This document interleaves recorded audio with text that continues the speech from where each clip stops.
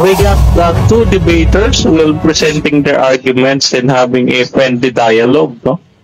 So this debate is going to be an interesting and lively conversation. So I hope everybody will enjoy it. So sit back and relax and get ready to some compelling arguments from our talented debaters. No. So ladies and gentlemen, it is my honor to introduce to you the first speaker for the affirmative side of our debate. He is a Roman Catholic debater. Yeah. A Roman Catholic debater. Kilala nyo siya dahil he is famous. He debated Joven Talacion of the Iglesia ni Manalo, no? And debated Ronald Tubitos of the Seventh-day Adventists, no? More than 30 years in debating. So, napakatagal nito, no? And the only CFP with gold medal awardee for apologetics and Masters of Science and Biology in UPD naman. And the only bishop delegated apologist under the Episcopal Commission on Biblical Apostolate of the CBCP, or the Catholic Bishops Conference of the Philippines. Let us welcome and applaud for our first speaker for tonight, Brother Alvin Kitamundo. Yeah. So I am excited to also to introduce our second debater in this debate. He's a pastor and professor, no, PhD, my PhD. But it is not just the academic achievements that make him stand out, no.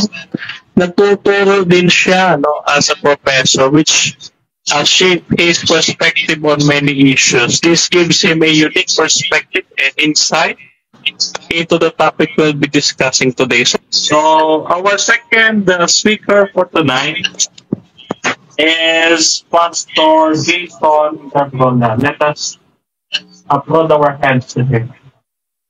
So, simula na tayo, debaters. So, your 10 minutes presentation, Bro Alvin, will start pag nagsalita na po kayo. Thank you very much, Mr. Moderator, Brother Santiago, my friend, and then my new friend this evening that I met in this wonderful dialogue, Brad Professor Jason, and also our admin here, Cisco, and then all the listeners and viewers for tonight's dialogue. Good evening sa lahat. So, our topic that we have agreed with Professor Jason is about the true church. Alin at ano ang tunay na simbahan o iglesia at tinatag ng ating Panginoon Kristo. Most of us, or many Christians, agree that Christ really founded only one church. Hindi po maraming iglesia at kung sino-sino lang magtatag, tunay na yun. Dapat talaga yung iglesia na ayon sa Biblia na mababasa natin dito sa Matthew 16:18. Sa King James Version ng Protestante, ganito ating mababasa, Matthew 16:18-19. And I say also unto thee that thou art Peter, and upon this rock I will build my church. So singular, no? Church, my church. So may Kristo na simbahan or iglesia. And the gates of hell shall not prevail against it. Meaning it will continue from the time it is led by Christ. And then it will continue in history till kingdom come. Verse 19, I will give unto thee the keys of the kingdom of heaven. So, this church is given the power, the authority of the keys of the kingdom of heaven.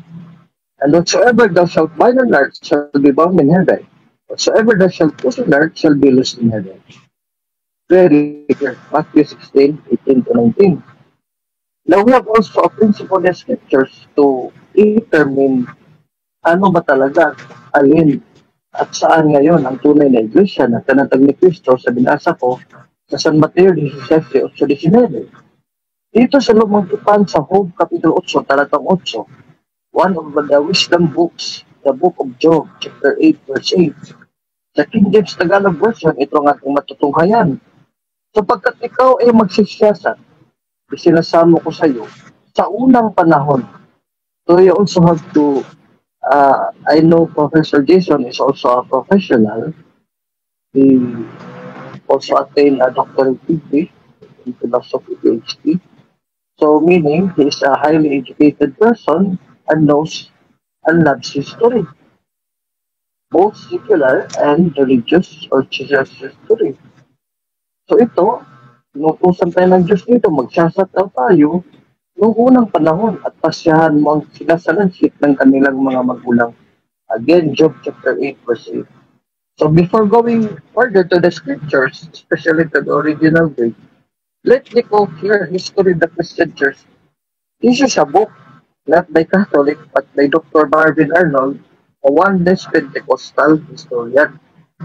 Now here in page 58, he states here how Catholicism arose. So the history of the Christian Church, meaning this is no other than Catholicism, and this Catholicism arose. Look at the emerging Catholic Church as it arose in the Mediterranean world by AD 70. You see, AD 70, that is when the time when Judea and Israel was destroyed by Emperor Titus of Rome. It was a growing ecclesiastical organization, ordaining its own apostles and bishops ruled principally by post-apostolic fathers. Page 58 of this book by Marvin Arnold, History of the Christian Church. Now, in page 61, again, Dr. Arnold emphasized the Church Catholic looked to the bishops of the mother churches, where the apostles of the Lamb themselves had labored. Smyrna, Ephesus, Jerusalem, Corinth, and Philippi, but especially Rome.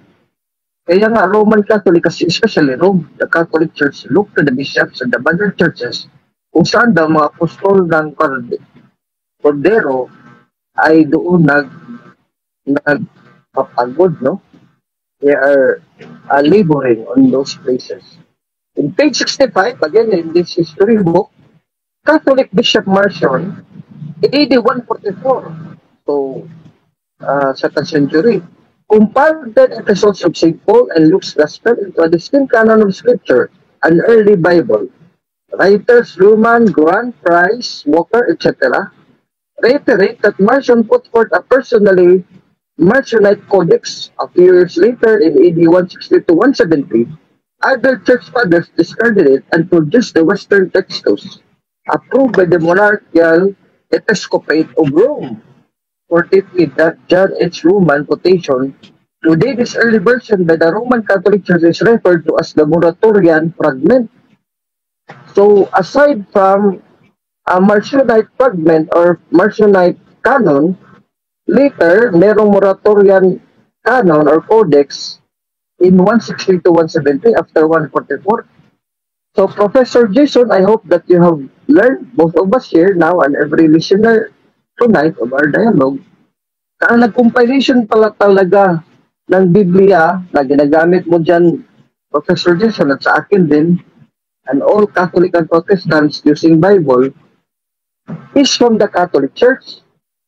No, this is not a Catholic book, but this is from Oneness Pentecostal. Again, Dr. Marvin Arnold, in his book, History of the Christian Church. Now, again, further, in page 95 of this book, this is a very wonderful book. Catholics founded a basilica in Smyrna. Here is a sketch of Catholic history in Smyrna. By the way, Smyrna is mentioned by St. John the Apostle in Revelation chapter 1, verse 20. Post-Apostolic Fathers by AD 70 to 75. You see? So the church was founded in Pentecost Sunday, 33 AD, in Jerusalem. But when Jerusalem was destroyed by the Roman Emperor Titus and his legions in 70 AD, there was already a basilica built by Catholics in Smyrna. They were putting basilicas in most of the major cities around the Mediterranean basin. Wow! But Jason, you see, apostles, even their lifetime, has already established, built, no? Basilicas, meaning the building itself, in most of the major cities around the Mediterranean basin. They established one in Smyrna. It warred basically around this time against pagans, AD 69 to 70. Polycarp, who became a Catholic bishop, was born. A high bishop Marcion documented that he was a Catholic. This surprises many. Catholic Marcion wrote of Polycarp. Ano yung iglesia sa Diyos, sabi ng mga church fathers, lalo na ni Polycarp at ni Marcion? The Church of God, and then sa unang Korinto 1:2, 1 hanggang 2, Tratados Korinto 1:1 hanggang 2, it's mentioned by St. Paul, no? Many times ang Church of God dyan sa letters of St. Paul. I think more than 10 times. The Church of God which dwells in Smyrna, to the Church of God which dwells in Philomelium, and to all the dioceses of the Holy Catholic Church, and every place, may the mercy, peace, and love of God the Father and of our Lord Jesus Christ be multiplied. We write unto you, brethren, the story of martyrs and of blessed Polycarp. Very wonderful history book by a Protestant, not Catholic.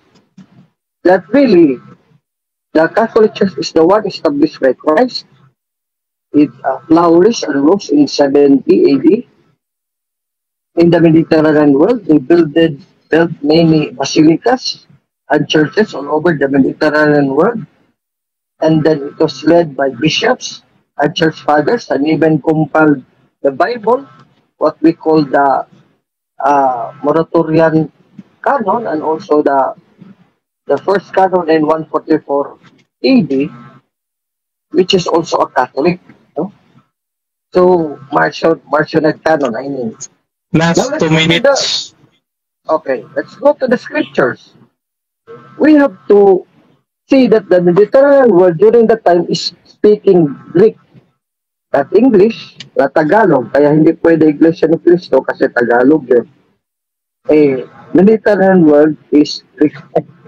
Now dito, para malaman natin sa Matthew 16:18-19 anong iglesia yun, sa Acts chapter 9 verse 31, tama ba yung sinasabi ni Dr. Marvin Arnold na Catholic talaga? Yes, because biblically, letra po letra, Catholic talaga.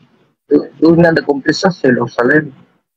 Acts 9:31, gawa na 31 sa Greek Interlinear Bible version. Hemenhon, Ecclesia.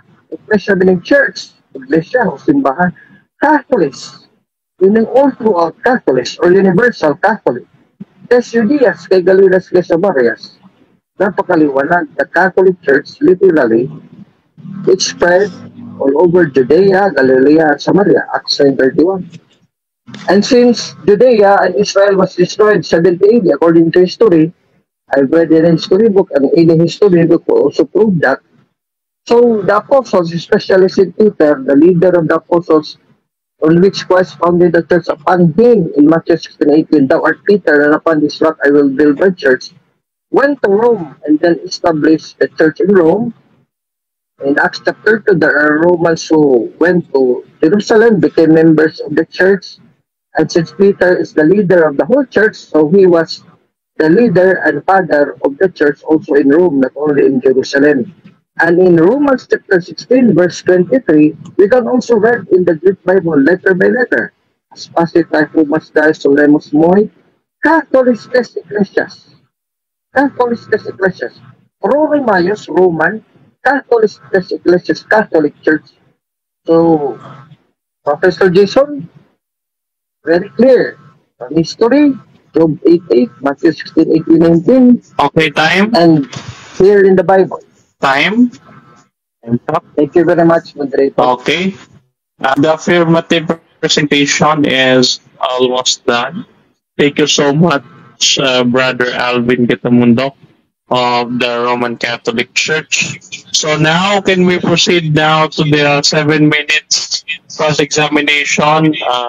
Professor Jason, are you ready for questioning Brother Alvin's presentation? Okay. 7 minutes. Sige po. Alam ko yung itatanong ko, kapatid, yung pinresent lang ni Sir Alvin, ano? Tama po ba? Yes, yes. Okay. Yes. tayo lang mas sa presentation. Kaya nabanggit mo yung Church of God, Bro Alvin, sa Alvin.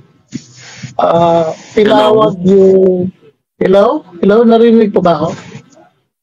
Hello? Okay, Loud and clear. pakiulit. Okay,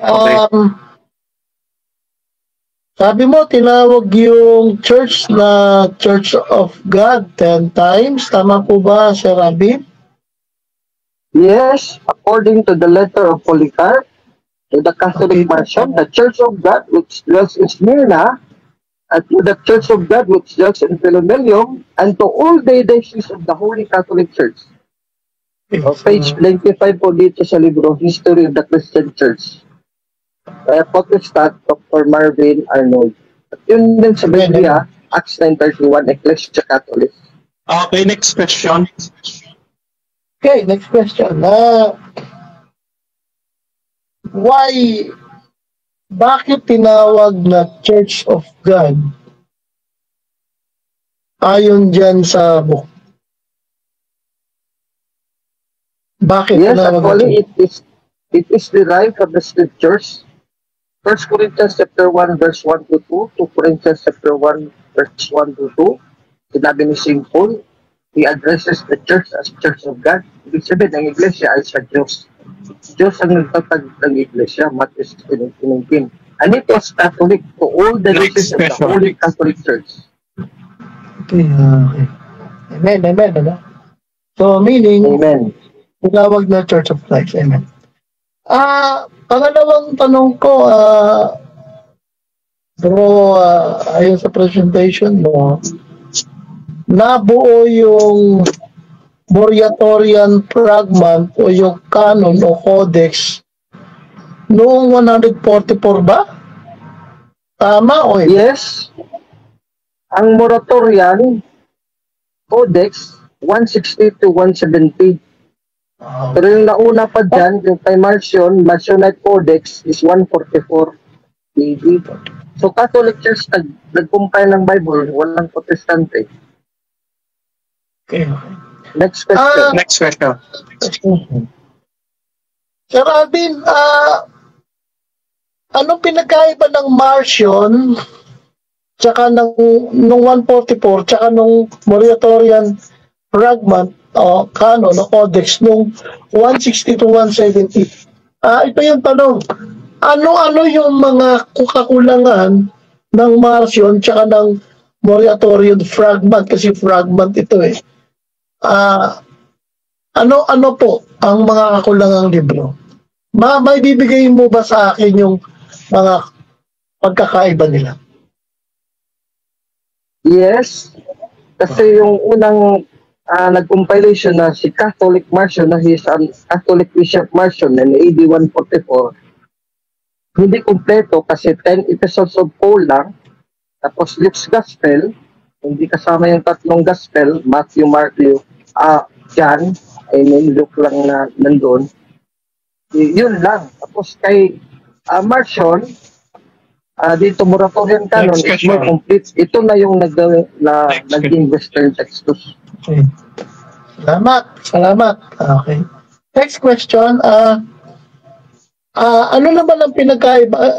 Nandun ka sa Marcion kanina eh. Ano yung Muratorian Fragment? Ano ang pinagkaiba nito? May nadagdag ba dito sa Muratorian Fragment? Yes. The Muratorian Canon is today this early version by the Roman Catholic Church or Iglesia Katolika Romana, hindi Protestante, referred as the Muratorian Fragment.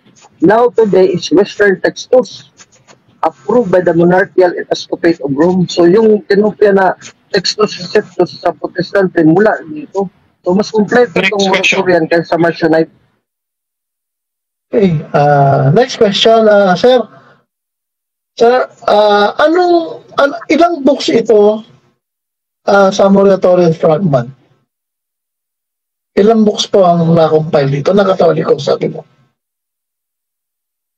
Oh, actually, mas kompleto yung Muratorian kaysa Marcionite. Kasi ang Marcionite, again, 10 episodes of Paul lang sa Luke's Gospel. So, So yung wala dito sa Marcionite Canon, medyo kumpleto na sa moratorian fragment. Next Kaya itong question. tinatawag na Western Textus. Okay. Pero So, Roman Catholic Church, ha? sige. No problem. So, ano nangyari nung 398 AD? Kapag pagkaka-canonize? Yes, because ang nangyari talaga, Professor Jason, it was not yet recognized formally by all the Christian churches all over the Mediterranean world. No?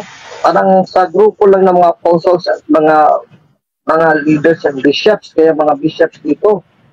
So it became canonized in the Council of Rome, Council of Carthage, even Council of Nicaea in the 3rd century. Okay. So, hindi na recognize. Meaning, Sir Alvin, nagkaroon ng tinatawag na 3 period o process of canonization. Tama ba? Hindi po, kasi ang canonization, yung formal proclamation of the whole Catholic hierarchy and magisterium. Yung moratorian fragment and Marcionite Codex is only personally by the bishops Marcion and other bishops, and it was not yet formally canonized for all the church. Kaya nasabi ko, localized pa muna. When the need comes now, sa Council of Carthage, na formally canonized na talaga for all the world. Okay, tama. Ngayon nabanggit mo yung all churches in Mediterranean. Ano ibig sabihin nun, Sir Alvin? Yes, it was his historian, History of the Christian Church by Marvin Arnold, who tells us that all the Apostolic Fathers built basilicas of the Catholic Church in all the major cities around the Mediterranean basin. So imagine, Professor Jason, nagtatag ng mga simbahan, at tulad ng simbahan natin ngayon dito, mga basilika natin, major cities of the Mediterranean world, ilang protestante doon. Okay. Salamat, Sir Alvin. Sir Alvin, yung sinasabi mo sa Acts 9:31, babasahin ko lang po, tapos itatanong ko sa inyo, no?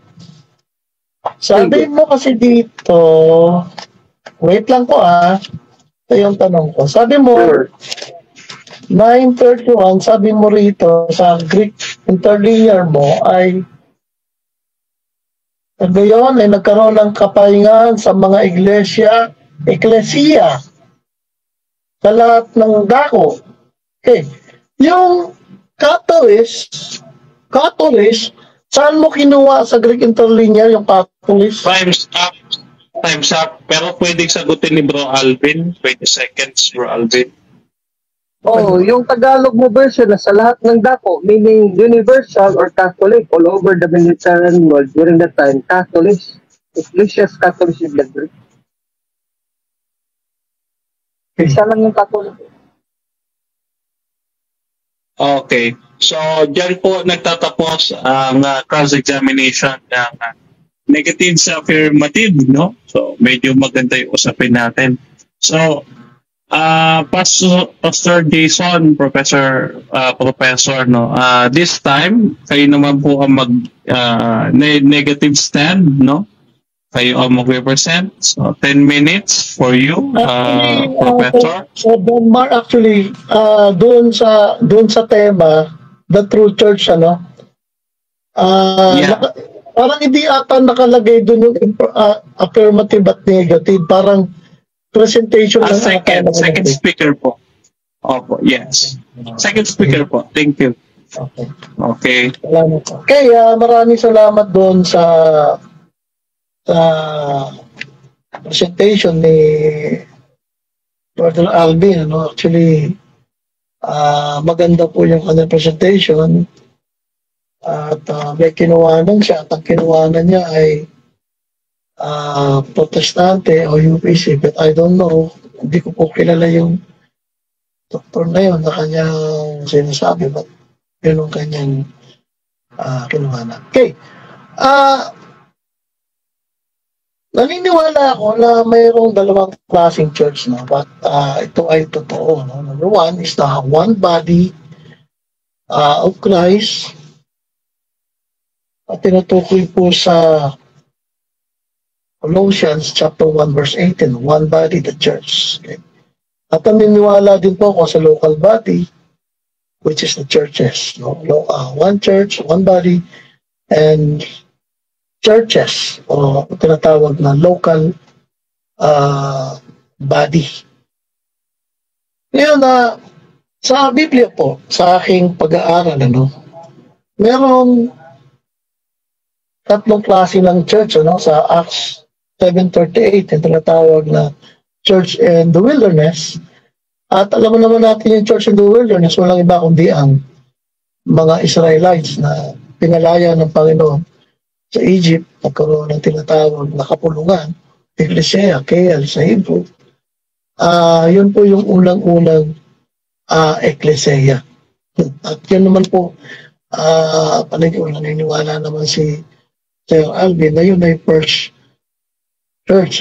Kaya Matthew 16:18 ay itinayo ng Panginoon sa Kristo upon this rock I will build my church. The word I will build, nung inaral ko yun, akodomeo, ay meaning patitibayin, patatatagin. It does not mean na wala pa. Nandun natin natitibay lang at ang tawag nga niya doon ay 12:32, ang tawag doon ay little flock, Lucas 12:32. Okay. Ang dispute lang naman is, upon this rock, I will build my church or my congregation or my ecclesia. At ang rock doon, kung babasihan natin yung gender ng Greek, dalawa po, upon this rock, the word rock sa Greek is Petra, I will build my church. Nandun po siya sa gender. Ang kanyang gender is feminine, at wala po siya sa masculine of Petros. Okay? Ngayon dito, naniniwala ako na yung rock doon, walang iba kundi si Jesus Christ. Sabi ng language, at malinaw po dito na si Jesus Christ yung tinatawag na rock. The Bible sa 1 Corinthians 10 verse 4, sabi nito, and did all drink the same spiritual drink, for they drank of the spiritual rock that followed them, and that rock was the Lord Jesus Christ. And First Peter chapter 2 verse 9, sabi dito ay chapter 2,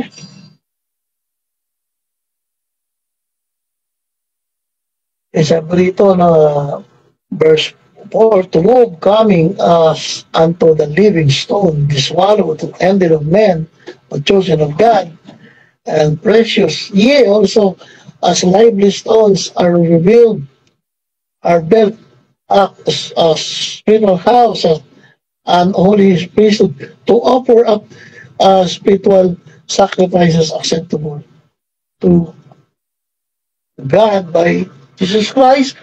Wherefore, all it is contained in the scripture. Behold, I lay in Zion a chief cornerstone, elect, precious, and he that believeth on him shall not be confounded. At alam naman natin, ang foundation talaga, walang iba kundi ang Panginoon sa Kristo, 1 Corinthians chapter 3. Sabi po rito, verse 11, or other foundations cannot lay than that is laid, which is Jesus Christ, malinaw dito na si Jesus Christ ang foundation o ang kung saan itinayo ang church na to Peter or Petros. Ngayon, sino-sino ba yung member ng Acts chapter, ng Matthew chapter 16, verse 18 and 19, naniniwala ko na walang Gentiles dito. Why? Because ang program ni Jesus Christ ay for the Jews only. No? Chapter 10, verse 5, sabi ganito. This 12, Jesus sent forth and commanded them, saying, Go not in the way of the Gentiles and into the city of the Samaritans, enter in not, but go rather to the lordship of the house of Israel. So therefore, ang mga members dito ay hindi mga Gentiles, ano? Kapagkat si Kristo ay nangaral sa mga Gentiles, sabi dito sa 15:24 ng Matthew, but he answered and said, I am not sent but unto the lost sheep of the house of Israel. No, yun naman ang kanyang mission. Romans chapter 15 verse 8, sabi dito, during his earthly ministry ay meron siyang talagang ministry na yun. Now I say, 15 verse 8, now I say that Jesus Christ was a minister of the circumcision of the truth of God to confirm the promises made unto the fathers. No? Sabi rito, now I say that Jesus Christ was a minister of the circumcision.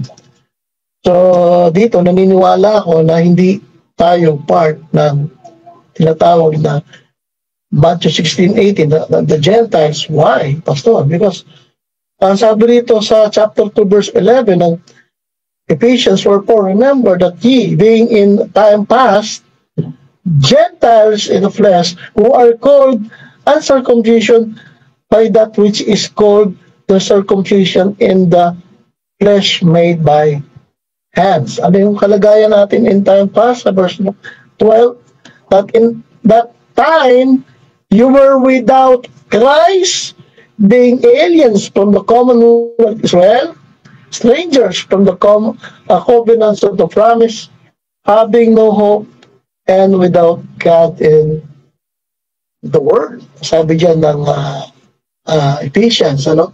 So, dito, in time past, you cannot connect to the church, but dumating yung tinatawag na period of transition na pwede ng mangaral. Last 2 minutes. Pwede ng mangaral si Peter sa Gentiles kasi may tinatawag na period of transition. Let's go to chapter 10, verse 28. Sabi rito.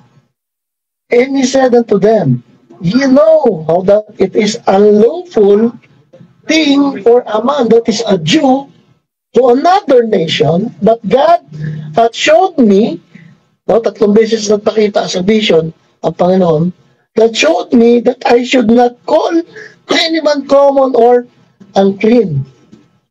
No? Therefore came I unto you without gainsaying, as soon as I was sent for, I asked therefore, for what intent you have sent for me. So dito nangyari na nawala na yung unti-unting nawala na yung tinatawag na partition. Noon, the following verses, nung wala pang vision ay may partition pa. Pero remember, the body of Christ was mentioned nung panahon lamang ni Paul na mention yung Father. Okay. So naniniwala ako na yung Acts 7:38, totoong church yun. At yung Matthew 16:18 na tinayo ng Panginoon, totoong church din yun. At pwede kang magpa-member doon as a proselytes, no? Bilang Hudyo, o Jews ka, o ikaw ay Gentiles, pwede ka namang magpa-member. Nangyari po yan sa Acts chapter 15. Baka sabihin niyo, hindi pala pwedeng mag-member ang mga Jews. No? Pwede na silang mag-member, kaya lang sila ay magiging proselyte. No? Sabi dito sa verse 1, and certain men which came down from Judea. Time. Okay. Time's up. Thank you so much, Professor Jason Carbola. Okay, so we are now done with the second speaker presentation. Let's now go sa 7 minutes cross-examination ng Bishop Delegated Brother Alvin Kitamuntok of Roman Catholic Church. Brother Alvin, it's your turn, bro. Thank you very much, Brother Mar, my friend and moderator of tonight's dialogue, and thank you very much, Professor Jason. My first question will be, binasa mo kanina yung Gawa 9:31 na iglesia sa lahat ng mga dako, sa lahat ng lugar.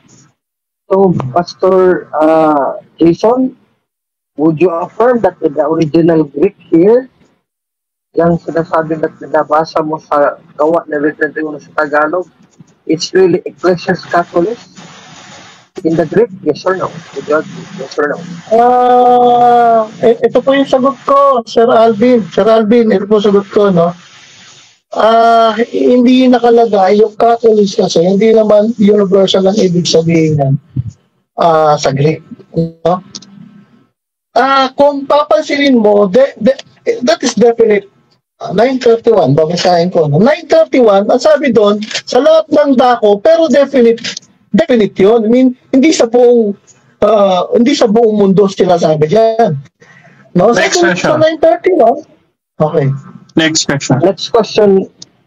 But before I question, Mr. Moderator Badenmar, would I like to make a little objection? Okay, objection.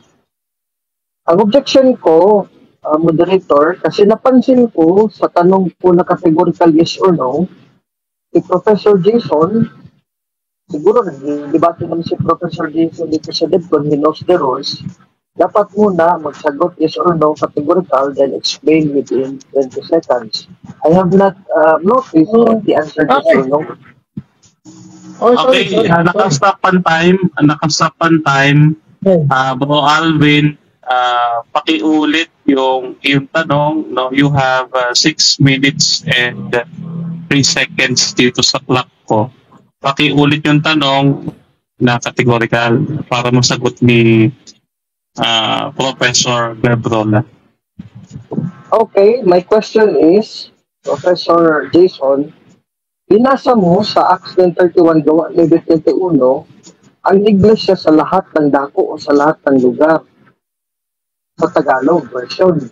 So ngayon, would you believe, affirm, yes or no, na yung Tagalog version na sa lahat ng dako, sa lahat ng lugar, binasa mo letra po letra, in the original Greek, sa Greek po dito, at siguro meron ka rin din Greek, Ecclesias Catholic yun, Catholic Church, yes or no? No. Ito yung sagot ko dyan. In a sense na kung babasahin mo yung 9:31, yung Catholic na sinasabi mo, meron siyang description no? Babasahin natin. Then, at the churches rest throughout all Judea and Galilee and Samaria. Hindi naman sinabing buong next question, Professor.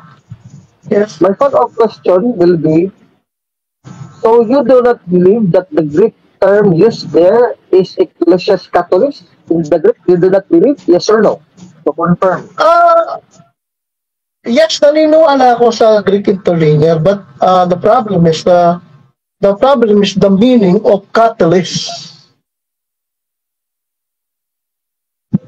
what is the meaning of catalyst? Yun yung problema ko.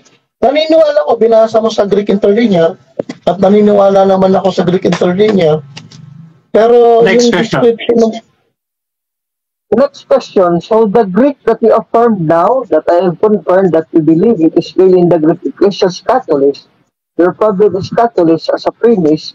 My question is, hindi ba yung Catalyst in the Greek na you affirm now, that translate dyan, binasa mo sa Tagalog, Iglesia sa lahat ng dako o sa lahat ng lugar? Hindi ba yun ang meaning doon, sa lahat ng lugar na Iglesia? Yes or no? Okay, ito yung sagot ko, kapatid, ano? Categorical ba yung tanong mo o hindi? Para... Yes or no nga? Oh. no. Okay, stop time. No. Stop time. Okay. Okay, huwag kayo mag-usap, bros. Huwag mag-usap. Pagka may concern kayo sa moderator, categorical lang question, Professor Jason, may yes or no kung natinig. Pakisagot muna ng yes or no bago magpapaliwanag na 30 seconds. No. Bakit? Kasi kung babasahin mo po dito, yung catalyst ay may descriptive siya sa lugar. Sabi rito, then the churches rest throughout all Judea and Galilee and Next Samaria. question. Okay. Next question, Professor Jason. Yes. Since you said no to my previous question, ibig sabihin ba, pa-confirm again, this question to confirm na yung Acts 9:31 sa Tagalog, Iglesia sa lahat ng lugar o Iglesia sa lahat ng dako, that translated in English, churches all throughout. So, pinutulan mo ba yun? Kasi you said no, hindi yan Catholic yung sa lahat ng lugar, sa lahat ng dako. Pinutulan mo, yes or no?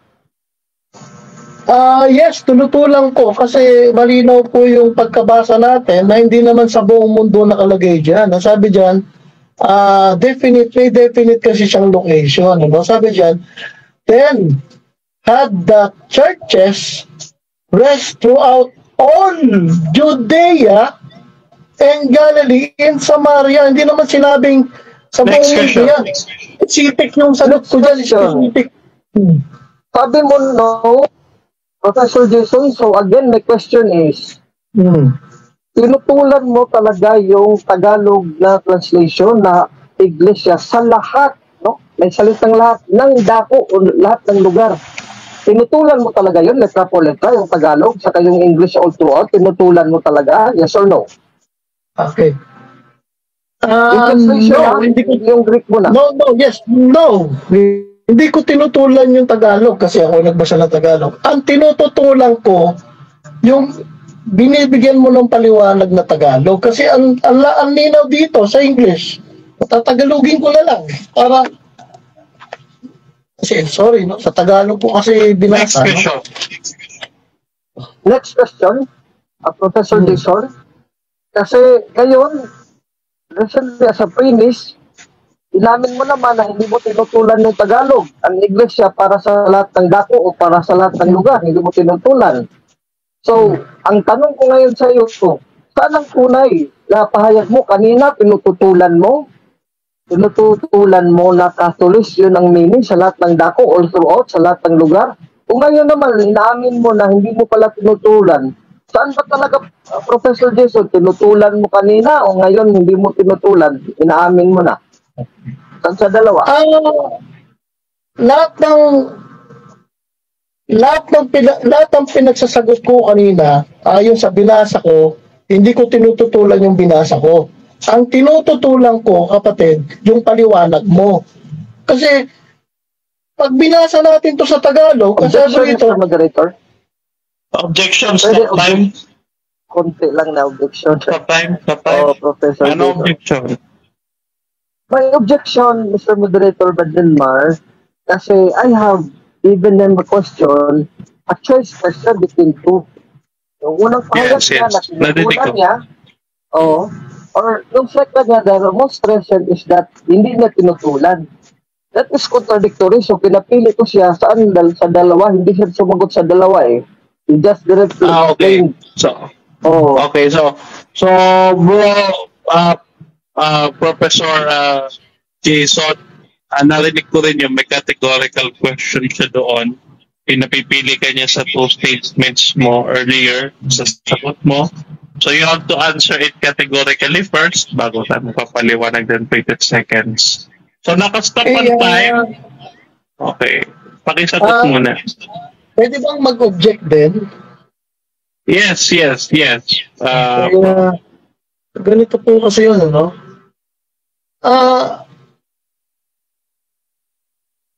Ano ba yung tinututo? Parang, yung tanong kasi ni ano, parang,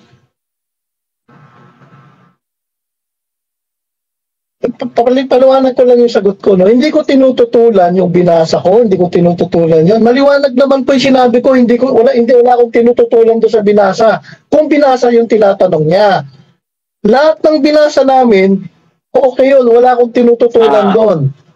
Ang tinututulan ko, yung paliwanag, yung basa wala, maliwanag naman po catalyst. Okay. Ecclesia catalyst. Yan po, hindi ko po yung tinututulan. Ang tinututulan ko, yung paliwanag. Okay. Sa rebuttal na. Okay, Prof. Sa rebuttal lang natin ilagay yan, Prof. Sa katanong ko yan, pakisagot muna yung categorical question, no? Kasi hindi naman po talaga objection yung sinasabi nyo, kundi explanation po eh. It's not an objection, so hindi ko po tinatanggap yun. So, pakisagot po ito categorically. Okay. Hindi ko tinatanggihan yun. Yung binasa ko ngayon. Yung statement ko ngayon, hindi ko po yung tinatanggihan. Yun po yung yun po yung tanong niya. Kung tinanggihan ko ba yung kanina o yung ngayon, ngayon po, yung ngayon, hindi ko po yung tinatanggihan yung ngayon. Okay, next question, no? Sige, let's give the audience that answer to the audience. So my next question, Professor Jason, would you affirm that the Ecclesias Catholicos also came to Rome in Romans 16:23, letter by letter, pro Romaios Ecclesias Catholicos, Roman Catholic Church in the Greek? Would you affirm or you tutulan? Ano yung pinakatanong, please, pwede bang pakilinaw po yung tanong, yung medyo malinaw na tanong, Sir Alvin? Sige, I will repeat for your benefit, no? Baka meron ka pang medyo maano na tanong dyan. Mga bro, huwag kayo mag-usap mga bro. Baka may concern kayo, again, sa moderator niyo yung address. Okay. Prof. Jason, okay. Ano po ang objection mo? Masyadong mabilis kasi. Pwede pakiulit yung tanong na hindi naman masyadong mabilis. Okay? Para hindi ako Okay, yun lang po yung concern ko. Yun lang po. Okay, so Brother Alvin, pakiulit daw yung tanong. Nakastop tayo ng time. Exactly 1 minute na lang natitira, Bro Alvin. Okay, ulitin ko in a slow manner. Professor Jason, would you believe that the church in Jerusalem, nakarating po ito ang iglesia o church sa Roma at tinatawag sa Romans 16:23 na Roman Catholic Church in the Greek, pro Romaios Catholicos Ecclesias, Roman Catholic Church in the Greek. Would you agree, Grego? Roma 16:23, Roman Catholic Church, yes or no? O tutulan? Yes, I agree. Yes, I agree.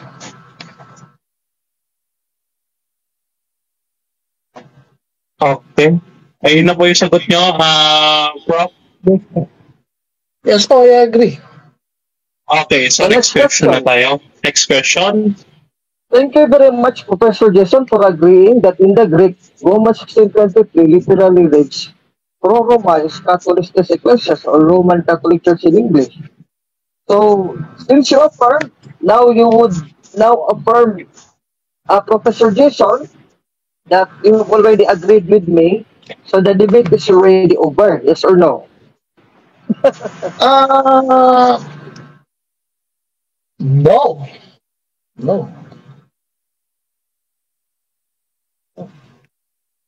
So, Professor Jason, kahit nag-agree ka sa akin, hindi pa rin natapos ang debate. Nag-agree ka na eh. Kung the negative agrees with the affirmative, so the debate is over.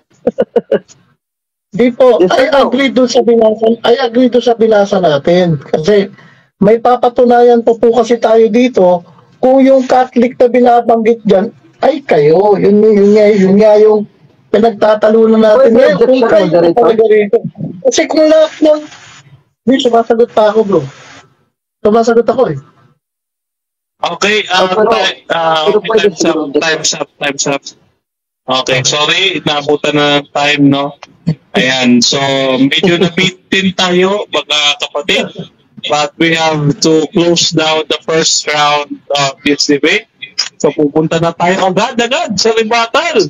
Oh, medyo mainit na yung ating debate, yung compelling arguments ng both debaters natin.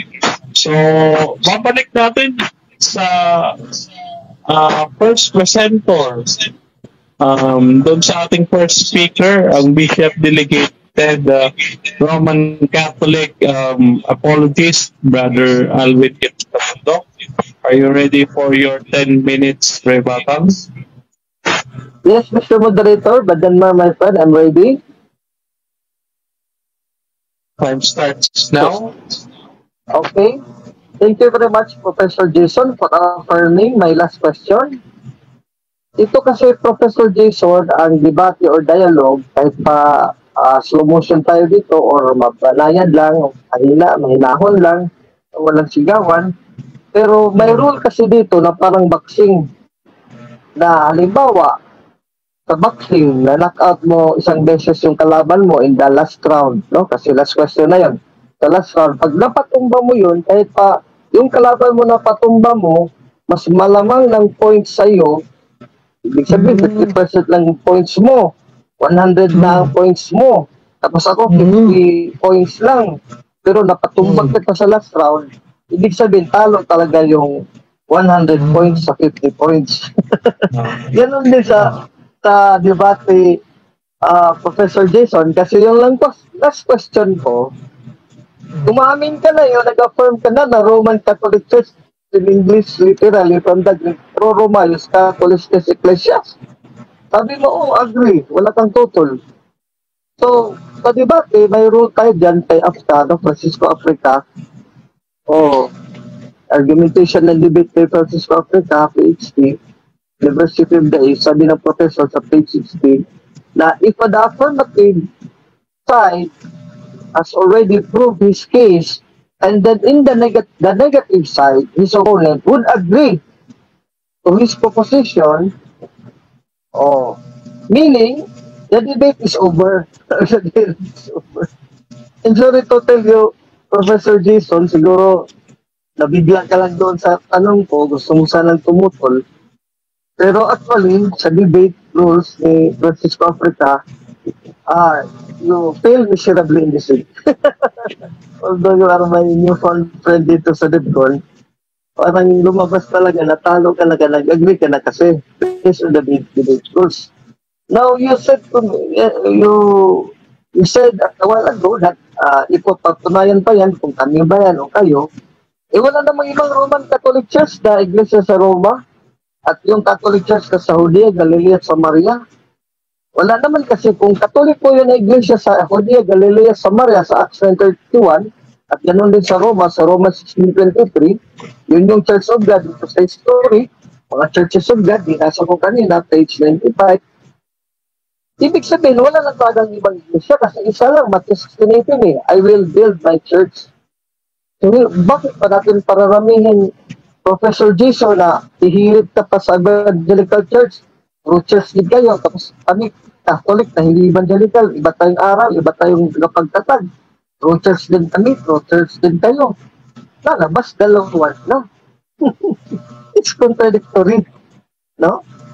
Tapos, I have, na-knock out ka rin doon kanina, Professor Jason, kasi may punto ka doon na tinutulan mo yung Ecclesias Catholicus na sa Tagalog para letra po letra, ito mo ang unang nagbasa ng iglesia na lumaganap o sa lahat ng dako o sa lahat ng lugar o lugar at dako. Tapos sa English pa, all throughout. Kahit pa may Judea, Galilea, Samaria, the point is, it is Ecclesias Catholicos in the Greek. Translation lang yung sa Tagalog na sa lahat ng dako. First time, pinutulan mo eh. Tapos later on, naka-video dito, you can review our debate, nag-record ka rin din naman, nung pinutulan mo, nag-agree ka naman ulit. So, agree ako, Brother Vince, sa Tagalog version na sa lahat lang ng dako. No? Tapos all throughout yan. Nag-agree ka na ulit. So, that is contradictory. Kasi yung dalawa, Greek, Ecclesias Catholic, saka Iglesia sa lahat ng dako, dapat magkaisa yun, hindi yun contradictory. Ang translation cannot contradict the original Greek. The original Greek cannot contradict the translation in the English and in the Tagalog. Kasi kung mag-contradict yun, iba yung Greek, hindi parang meaning ng translation sa Tagalog at English, ay bubo pala yung mga scholars, pati yung bibat, dala mo yung Biblia yan. Tapos pala, mali palang translation na yan, lalabas. Pati ang English mo, mali din, lalabas. O hindi ka naman siguro, you are a professor, but you are not siguro a Bible scholar like James White and others in America. Or maybe you have also a degree in Bible study, but not really a scholar. That's why I'm surprised why you contradict the translation with the original Ecclesias Catholicos. So that point, since naipit kita doon na dilema kita, meaning, initially, napatumba na kita doon, Professor Jason. Siguro nakaluhod ka lang doon. Hindi ka pa talaga na-knockout na talagang down on the ground. Pero yung sa next ko na napatumba kita, talagang full on the ground ka na nun kasi nag-affirm ka na Roman Catholic Church eh. Isa Roma pa, Romans 16:23, strengthening Acts 9:31. So again, Pastor Jason, sa side mo, you like to prove yourself dyan na may iglesia at siguro, anid ka doon na iglesia, pero wala ka nang patunayan talaga. You help me nagpatunay sa akin. Kasi yun yung stand, hindi mo naman ninigit na Catholic Church eh. I'm sure as a doctor of philosophy, you will affirm with me that the church can also be called Catholic kasi nga universal eh, lumago nga eh. O dati sa Hudiyo, sabi mo, Mateo 10:74, Mateo 10:1-6. Pero later on, Matthew 20:20, inutos si Cristo, Mark 16:15-16, go out to the whole world, make disciples of all nations. Kaya nga sa gawa 2, sa Jerusalem. Pero sa gawa 9:21, hindi na sa Jerusalem. Buong Judea na, Galilea, Samaria, and later the Gentile world. Galilea at Samaria are Gentile world. So tama yung sinasabi mo later sa Acts chapter 10, Acts chapter 15, Ephesians chapter 2, Romans chapter 15, puro na yan kasakop ang mga hintil. Kaya nga nagkaisa na tayo ngayon eh. Kaya tayong mga Pilipino dito sa Pilipinas na daptan tayo dito ng Ebanghelyo. So, naging Kristiyano na din tayo, part of the church. So, there is no debate with that. Actually, inubos mo yung 10 minutes mo sa pagsasabi na may Gentile church, tapos una muna Jewish, then later on Gentile. It is not the point in question and in debate. Wala naman tayong debate dyan eh. Bakit yun ang parang nag-Bible study ka dyan sa punto na yan, hindi naman yun relevant sa ating debate. So, yung professor na sa rebuttal mo, you will stand na talaga na yung church na sinasakupan mo at ipatindig mo na hindi talaga Iglesia Katolika.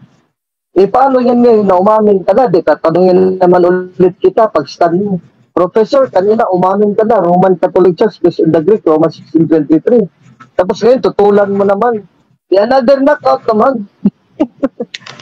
Parang nahilo ka na, Professor. Tapos, suntukin kita ulit ko sa boxing pa. Talagang knockout na talaga eh.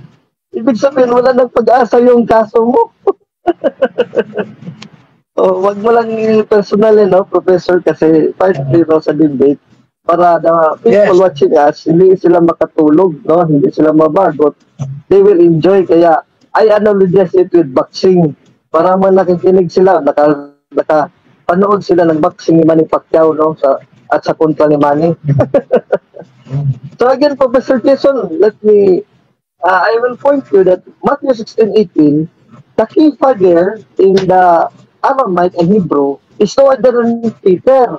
And in Galatians 2:9, only Peter was named Kepha of the church in Jerusalem by St. Paul, the great apostle to the Gentiles. Christ was never called. He was Kepha, following Israel in 1 Last 2 Corinthians minutes. 10:4. But Christ was never called by the apostles and even Peter, and even Christ himself did not refer that I am the Kepha of the church. No. But St. Peter was called the Kepha of the church. Ang ganda ng dialogue natin, Professor Jason, kasi if you reflect this well, you can learn many things from me. No? Here in Galatians chapter 2, verse 9, Amplified Bible, Cephas, or Peter, reputed to be pillars of the Jerusalem church. So the rock Kepha, in Hebrew and Aramaic, Kepha, Peter, Petros in the Greek, pillars of the Jerusalem church. So si Petro talaga yung foundation rock ng Matthew 16:18. Si Kristo hindi tinawag eh. Tinawag ba si Kristo na Christ is the Kepha of the Jerusalem church? Wala kang mabasa dyan. Pag may nabasa ka dyan, panalo ka. The news of Pastor Jason o Professor Jason. Wala yan eh. That is a new argument that I discovered from my scriptural studies. No? And I think no Protestant would ever dare to answer that categorically nga. Brother Alvin, I have a verse, chapter and verse, that Christ was literally, letra por letra, tinawag na Kepha, rock of the church, especially in Jerusalem, kaya doon nag-umpisa sa Acts chapter 2 at Matthew 16:18 as fulfillment. In Acts chapter 2, verse 1 to 47. That the church there, the rock there of the church in Matthew 16:18 is not Kepha or Peter, but Christ the Kepha. So Christ is the Kepha of the church. Wala kang mabasa dyan na Christ is the Kepha of the church. Always Peter was referred by the apostles, especially St. Paul, as Kepha of the church, Kepha of the church, Kepha of the church. 1 Corinthians 3:21, unang Korinto, yung binasa ko kanina, bago lang. No, Galatia 2:9 hanggang 11. At marami pang talata ng Biblia. John also called him Kepha. O John 1:42. Si Kristo din, Kepha din. Lalo na si Kristo natin Panginoon, Matthew 16:18. Bakit tatawag ni Kristo? Ako pala ang Kepha, tapos tinawag niya si Peter the Kepha. Time. Okay, thank you very much. Time's over. Okay. So, diyan po nagtatapos ang rebuttal stand ng Bishop Delegated and Chief Apologist of the Roman Catholic Church, Brother Alvin Itamundo. Prof. Jason Gabrola, are you ready for your 7 minutes second cross-examination? Okay. Anak ko rebuttal, ano? Okay, ganito, kapatid. Saan mo nabasa, kapatid, Alvin, na yung sepa ay si Kristo?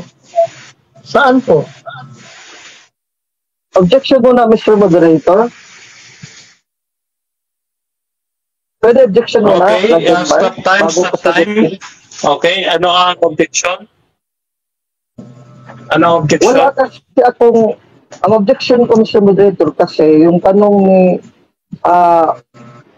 Professor Jason, hindi ko sinabi yun. Kasi ang tanong niya, saan mabasa na si Kristo, Kepha of the church? Hindi ko nga paninindigan yun kasi ang Kepha of the church is Peter, not Kristo. Tumali yung tanong mo, Professor Jason. Wala kong kasi okay, Pastor okay, Pastor Jason, do you have a counter objection? Ako mali doon. Okay. Yes, Saan mo nabasa Okay, so, na si Peter ay sepa? Okay, yun lang. Inulit ko lang, kapatid. Okay. Binasa mo moderator, Pastor Jason. Moderator, okay na? Okay na, moderator? Okay na. Yes. Pero Okay.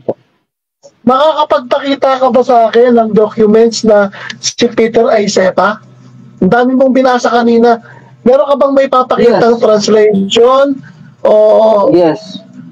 O saan po? Pwedeng mabasa, makita namin dito. Both translation and in the Greek original, the Amplified Bible, Cephas or Peter, who were reputed to be pillars of the Jerusalem church. If you have an Amplified Bible, Objection, moderator. Objection, stop time. Stop time. Okay. An objection Maliwanag po yung tanong ko. Ang objection ko, magpakita siya sa atin, na yung SEPA ay si Peter. Okay. So, Prof, naririnig ko si Bro Alvin. Gusto niyang ibigay sa inyo yung Amplified Bible. Okay na. Sige po. Okay. Continue, Next question, Brother Alvin. You have 16 seconds. You have 16 seconds to I will still answer. answer, Professor Jason. I will repeat. In the Amplified Bible, which you consider as a translation, it is written letter by letter, letra por letra. Says Cephas, and San si Pedro, were reputed to be pillars of the Jerusalem church. So the Kefa of the Jerusalem church is Peter, or Next question. Cephas, not Okay. Christ. Saan kinuha yung salitang SEPA? Saan kinuha ang original language yung salitang SEPA o KEPA yung sinasabi mo? Saan translation nakuha? Sa original translation. SEPA ba talaga yan? Walang translation na original, Professor. Yes. Yung original Yes. yung translation po. Hindi. SEPA. Okay. Okay. Saan mo kinuha? Okay. Saan mo kinuha sa Greek? Wait lang. Stop time. Stop time. Prof, patapusin natin yung 20 seconds si Bro Alvin bago ka ulit magtanong. Kasi nagkakasabay kayo eh. Okay? Hindi, actually, hindi ko pa na complete yung tanong. Pwede bang Okay, sige, paki-complete mo. pwede bang paano ko muna yung tanong para ano? Kasi saan mo kinuha pipiliin na lang kita sa tatlo, Sir Alvin, ano? Saan mo kinuha yung SEPA? Sa Koine Greek, sa Classical Greek, sa Latin, o saan sa Greek ba? O magbigay ka kahit isang ano lang nung SEPA, kapatid. Saan mo kinuha ang translation yung SEPA? Saan mo kinuha ang word? O yung kunyari, yung original, halimbawa, SEPA yan sa Amplified. Hindi ko mabuksan yung ano ko eh. Kung SEPA yan sa Amplified, kapatid, saan kinuha ng Amplified yung kanyang original text na SEPA? Okay, Okay, I will answer. Sagot. Ang sagot ko from the original in Galatians 2:11, maliwanag naman dito, Pote de Elfen Kephas. But when Cephas came to Antioch, so yung Kephas, si Peter yan, hindi naman yung si Kristo. Sa Amplified Version translation, Kefa, Peter of the Jerusalem Church, pillar pa nga. Okay, next question. Haligi at bato. Next question. Okay. Yung pillar ba ay foundation? Oo o hindi? Yes, pillar and foundation of truth. 1 Timothy 3:15, the same ang meaning nun. Magkatugma yun, magkasama yun. Pillar, haligi, o bato, na pinagsaligan, at pundasyon. 1 Timothy 3:15, bababa sa Galatia 2:9 hanggang 11, letra po letra. Pundasyon po at pillar ng Jerusalem Church, Next question. Peter. Letra po letra. Okay, next question. Ano ang Greek word ng pillar tsaka ng sinasabi mong foundation? Pwede mo bang ipaliwanag sa akin na pareha sila ng ibig sabihin? Kapatid na Alvin? Yes, that is a very good question, inquiring. Ibig sabihin, you don't know about it, Professor, so I'll give you the translation here in 1 Timothy 3:15. The two words here means Stulos, pillar, no? Kai, Hidayoma, and foundation of the truth. So meaning, this pillar, like the conjunction Okay, Kai, next question. also the same term as Hidayoma. Next question. Okay, next question. Ginamit yung salitang kai na ang ibig sabihin, hindi parehas yan, kapatid. Parehas ba yan pag ginamitan ng kai? Oo o hindi? Yes, kasi minsan din si Kristo ginamitan ng Kai, Titus 2:13, the great God and Savior. Ibig sabihin, referring to Christ. Dito, Hidayoma at Stulos, referring to the Church of the Living God. So the same lang, referring to the church. Ito, okay. Next question. Sino ngayon Next ang question. pilar at sino ngayon ang pilar ng church? Yung church o si Peter? Yung pilar ng Ayon sa binasa mo sa 3. Ayon sa binasa mo. ang sa church, ang pilar, si Peter, si Kefa, letra po letra, Galatia 2:11, Amplified Version, based on the Greek. Kung sabihin mo naman, pilar of the truth, Objection. ito muna. Objection. Ano, Okay, moderator? objection. Objection. Okay. Ang tanong ko kasi ganito, kapatid.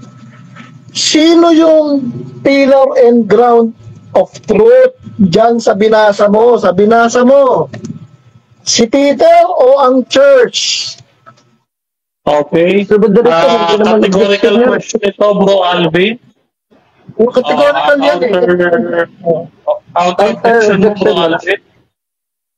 Yes, ang counter-objection ko, Mr. Moderator Badenmar, kasi actually sinagot ko siya categorical na pillar and ground foundation of the truth ang church kung sa katotohanan. Si Pedro naman, iba namang pagka-pillar, pillar of the church, hindi sa truth, pillar of the church, Galatians 2:11. Hindi pala ko na pinapatapos eh. Maliwanag naman sila sa Okay, grupo. next question. Okay, next question.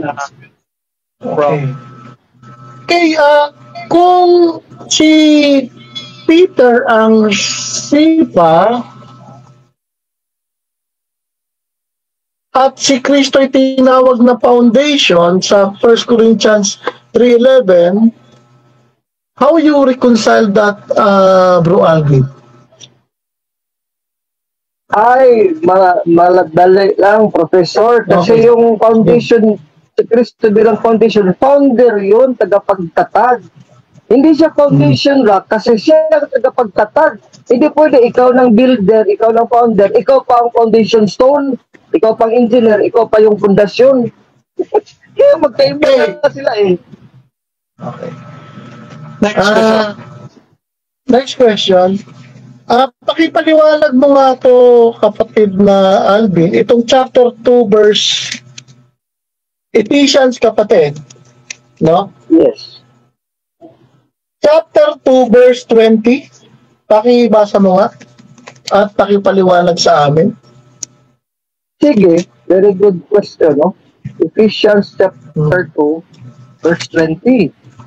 Na mga tinatayo sa ibabaw ng pinasasaligan ng mga apostol to the foundation which are the apostles in English at ng mga propeta. So ang mga apostol, propeta din.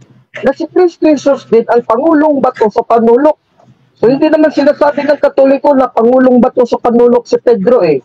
Si Kristo, Next question. chief cornerstone, not corner rock, cornerstone chief, meaning founder.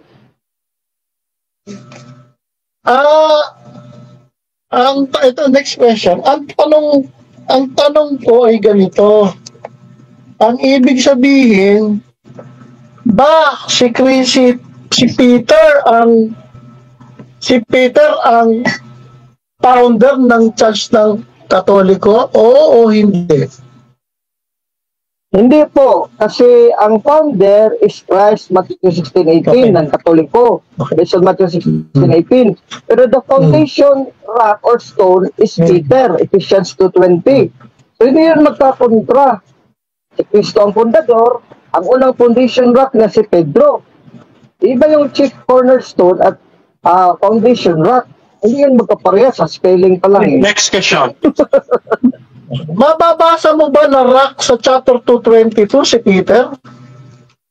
Sabi mo kanina kasi sa 220 ng Ephesians, mababasa mo rock.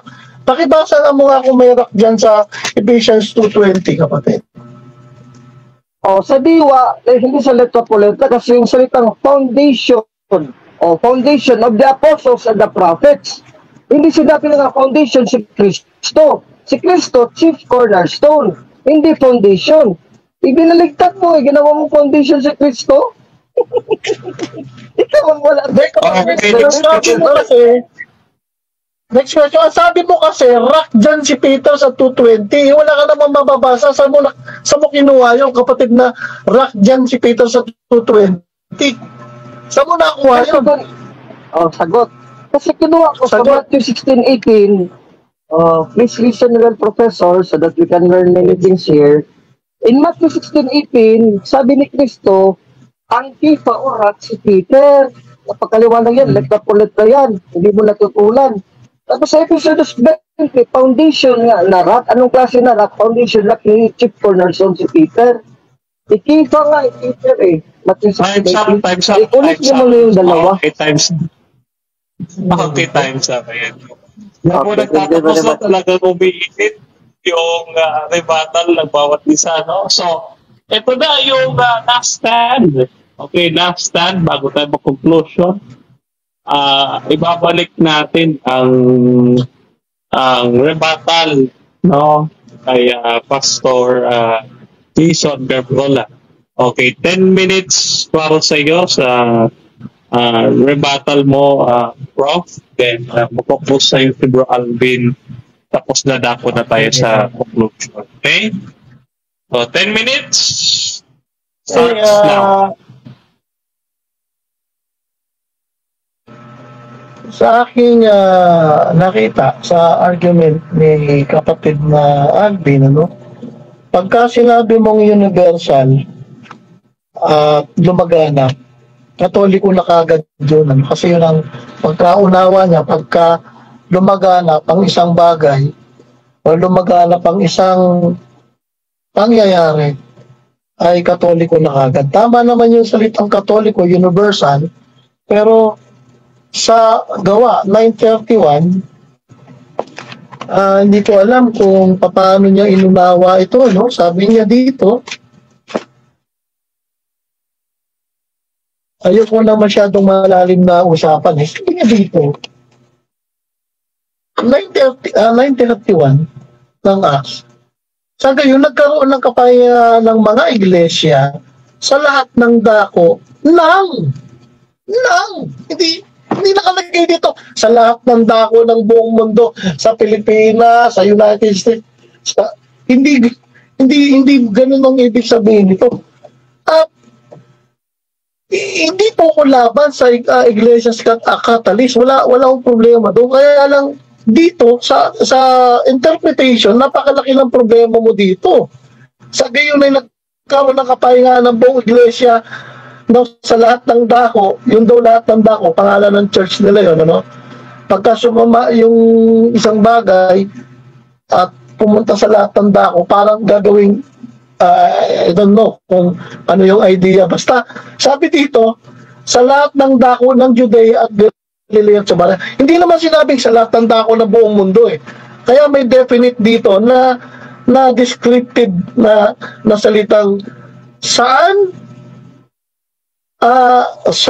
kumalat sa lahat ng dako ng ano. Siyempre may tanong ng ano? Di Galilea, Judea at Samaria. Di naman sinabing ng Pilipinas.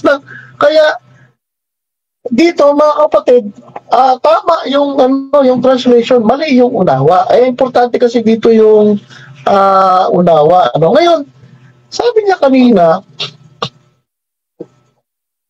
yung sepa ay si Peter, hindi si Jesus Christ. Sa Greek po mga kapatid, ang salitang kinuha ko po yung King James, at yung King James ay ito sa Textus Receptus po kinuha ito, at ang ginamit po dito no, kahit sa Strong's 8 tumingin, Petros. Hindi ko alam kung saan kinuha niya yung Sepa, no? Petros, ang gender ng Petros masculine. Si Kristo is Petra, ang gender niya is feminine. Hindi pwedeng gagawa ka ng sarili mong Sepa at sasabihin mong si Peter ay ang bato dyan dahil siya ay Petros at si Kristo ay Petra. Parang gumagawa ka ng sarili mong aral. Hindi po ganun yun sa original Greek po. Hindi po ganun sa original Greek o sa Koine Greek, ano. Iba yung Petros, iba po yung Petra. Maliwanag po yung 1 Corinthians, hindi naman niya ito tinutulan eh. So magkakaroon ng dalawang bato rito kung chapter 10 verse 4, sabi dito, no? At ang lahat ng nakainom ng katulad ng spiritual na inumin sapagkat sila ay uminom mula sa spiritual na bagong bato ng batong iyon ay sumunod sa kanila at ang batong iyon ay si Kristo. Hindi sinabing si Pedro. Ngayon, komo paniniwala nga nila ay si Pedro ay yun nga, dun nga itinayo ang Panginoon, itinayo ang Iglesia ng Panginoon, which is hindi po tayo naniniwala doon, ano. At hati-hati po sila actually sa paniniwalang yan. Hindi po ako naniniwala na pagka sinabi mo Katolika, sila na kaagad yun, ano. Hindi po ako naniniwala na gano'n. Bakit po? Kasi unang-una, sabi dito, sa kay Agustin tayo pumunta, no?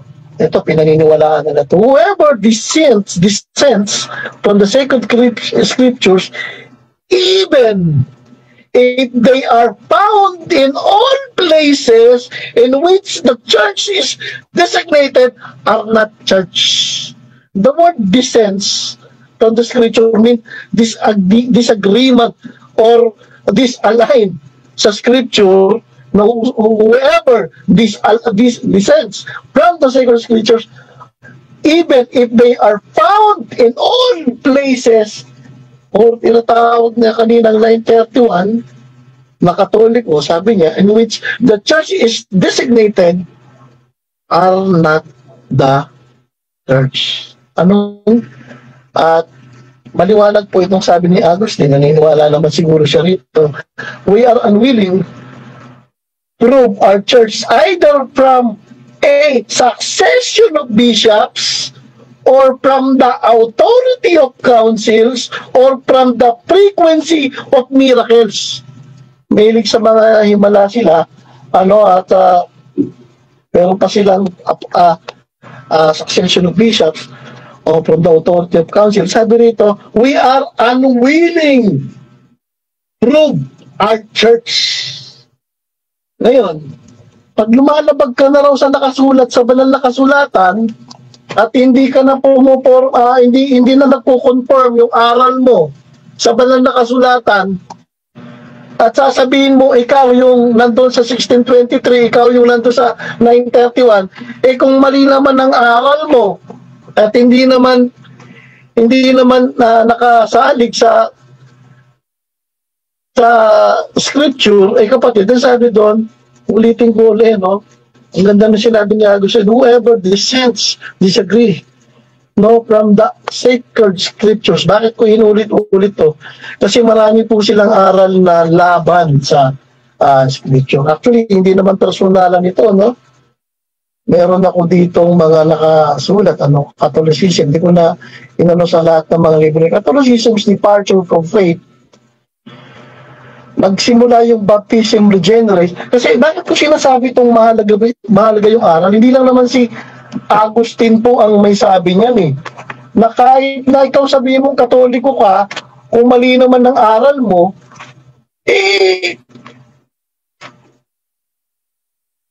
pinalalayo tayo ng Panginoon doon. Sasabihin mo na ikaw ang Katoliko, ikaw yung church, ikaw yung tinatawag na Katoliko, iba naman ang aral mo. Sabi ng 2 John Sabi ganito, no?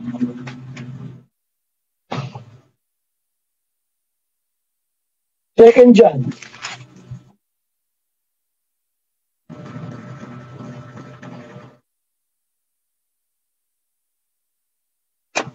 Okay, second John. 9, sabi rito,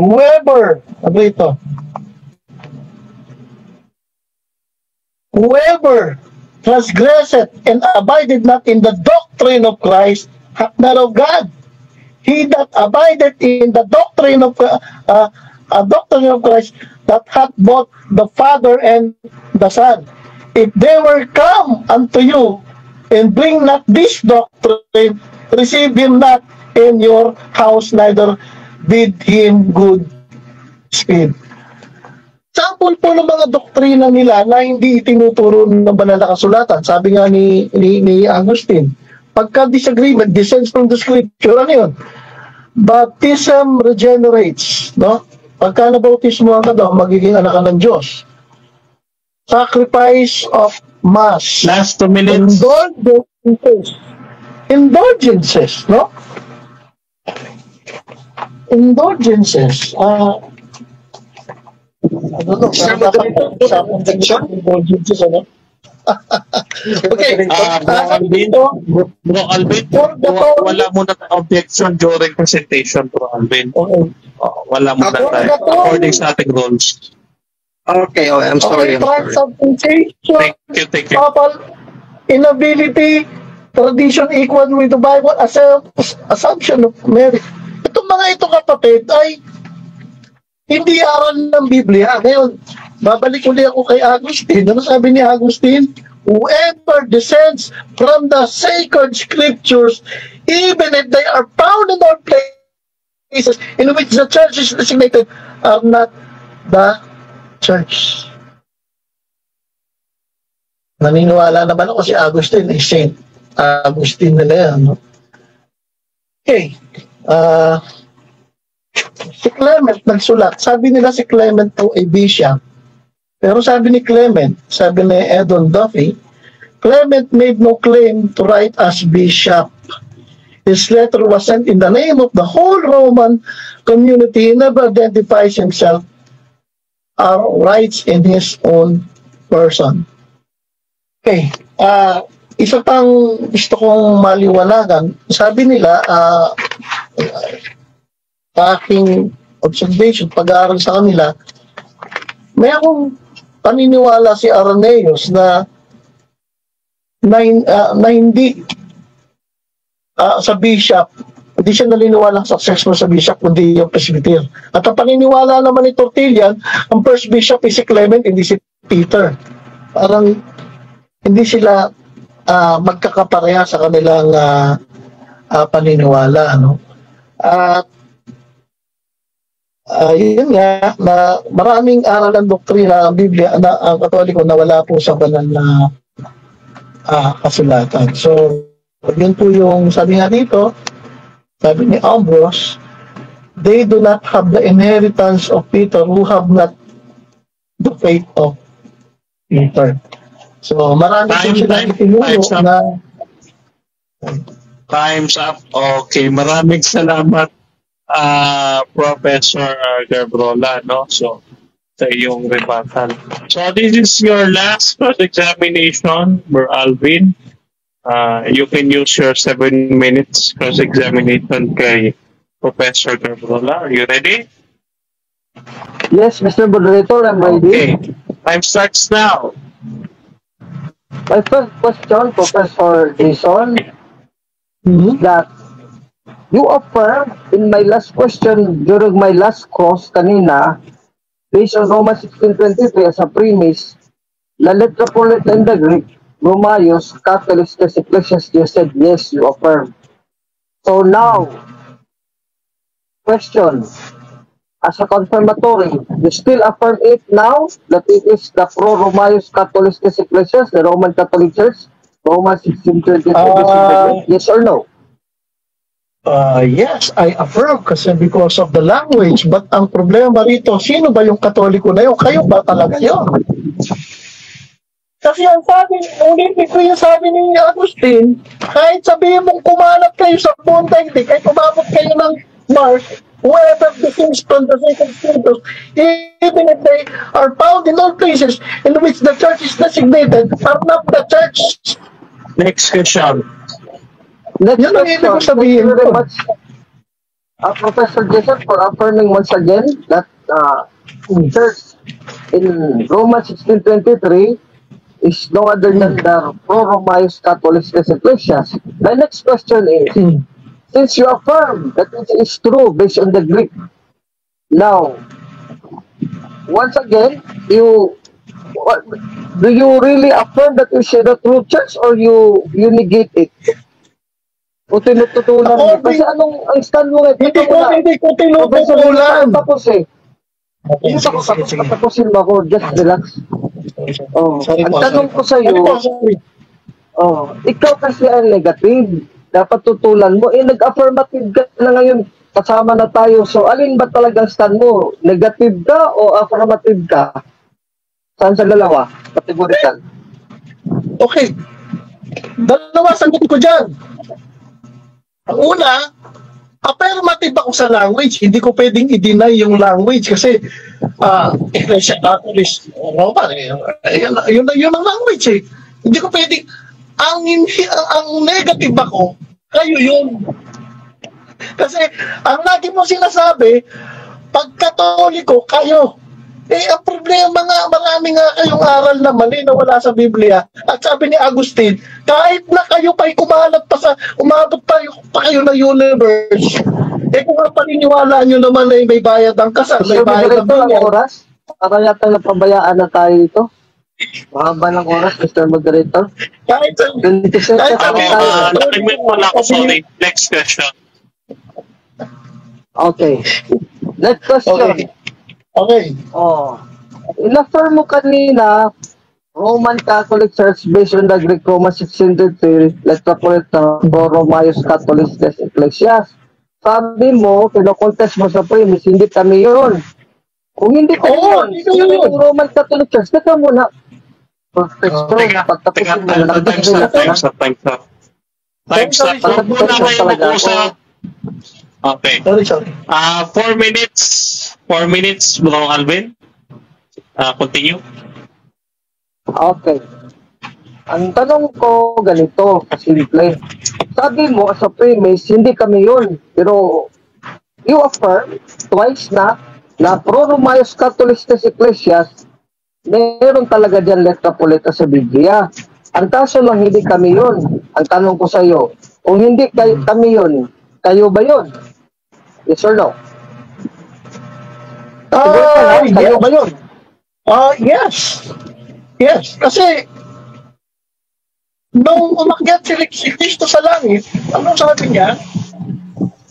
Nung umakyat si Kristo sa langit, wala namang body of Christ nung nasa lupa pa siya. Nung during his earthly ministry. Ang body, nagsimula nung siya umakyat sa langit. Ano? Ang sabi ng 118, and he is the head of the church. Next question. He is the body of the church. He is the beginning and the first one. The moderator has already timed you out. My next question is, sabi mo, kayo yun, yes. So, do you call yourself Roman Catholic Church according to Romans 16:23? Meron ba kayo doon Roman Catholic Church sa kayo yun? Doon sa Roma? Yes or no? Meron o wala? No. Sandali lang. No. Ito yung sagot ko doon. Yung salitang lumaganap, kami yung Catholic eh. Pero yung Roma, hindi ko pwedeng tanggapin yung Roma. Kami, hindi. Kami yung lumaganap. Catholic ang pinag-uusapan dito eh. No? Hindi kami yung Roman Catholic, hindi kami, pero kami yung Catholic. Next question, Professor. Sabi mo kanina, yung Metropolitan based on the Greek, Roman Catholic Church, kayo yun. Sinabi mo yan kanina, sa premise mo na, Mr. Moderator. Ngayon naman sinabi mo, yung sa Roma, hindi rin kayo. Alin ba talaga sa dalawa, Professor? Kayo yung nasa Roma, na Romans 16:23, o hindi yun kayo talaga? Saan sa dalawa? Kayo yun o hindi? Kasi contradictory yun eh. First question, Okay. categorical. Ang sagot ko dyan dalawa. Kapatid, ang sagot ko dyan dalawa. Una, hindi kami yung Roman Catholic Church, hindi kami yun. Pero di ko sinasabing hindi kami yung ecclesia, yung tinatawag na ecclesia, church ecclesia. At yung tinatawag na Objection muna, moderator. Objection muna. Kasi moderator, meron tayo ditong rule na contradictory statements cannot be both true. Inamin niya kanina, sila daw yun. So, ibig sabihin sa Roma talaga, kay Romaeus Catholic sila daw yun. Paulit-ulit na, in-affirm na 3 times na. Tapos ngayon naman, hindi naman pala sila yun. So, contradictory yun, Mr. Moderator. Dapat hindi pwede sagot nila dalawa. Okay, Professor Garbrola. Mayroong categorical kasi ito sa tanong ni Bro Alvin. Sabi niya, alin sa dalawa? O narinig ko that is categorical. We need to answer that categorically according sa ating rules before we explain 20 seconds. Pakisagot na Kaya, ang sagot ko ganito, no? Sabi ko nga kanina, hindi lang naririnig. Kasi sagot ko dalawa. Una, naniniwala ako doon sa nakasulat kasi hindi mo naman yun matatanggal doon, nakasulat na doon eh.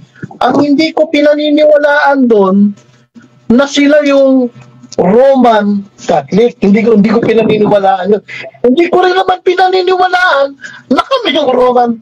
Ay, ngayon lang naman kami, alam mo, imposible kung masagot na kami yan. Next question. Hindi kita masagot na kami yan. Next question. Ang sunod na tanong ko, kasi sabi mo, ngayon naman bago, sabi mo, hindi kayo yun. So ngayon, ibig sabihin, nagsinungaling ka pala nung sabi mo, Roman Catholic Church kami yan. Nagsinungaling ka pala, yes or no? No! Ito yung paliwanag ko dyan.